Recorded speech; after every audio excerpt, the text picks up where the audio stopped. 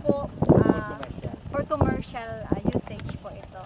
So bali doon po sa kabilang area, nandun din yung fish pond yung Ang fish pond yan sa likod ng ganun. nagduman po kita kanina sa Pero harong duman sa nito. sister ko ang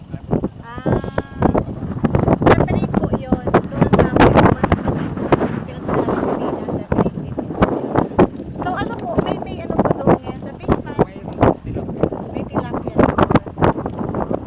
So yung family nyo, I was supposed to get a video of your family, but Mr. Duangki said na nasa Manila daw po si Mrs. Yung mga anak niyo po, wala dito. Sa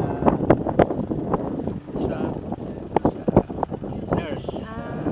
Florida, isa nasa Manila, isa sikat na. Isa So, ayan.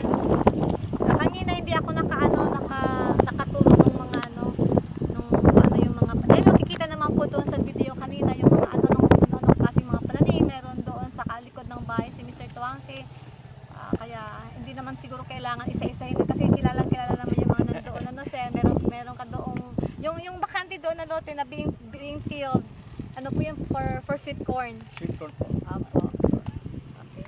So wala namang nailagay pa na ibang katanungan, sir. Thank you very much po Sige for Ano naman. for your time na ibinigay niyo po sa amin.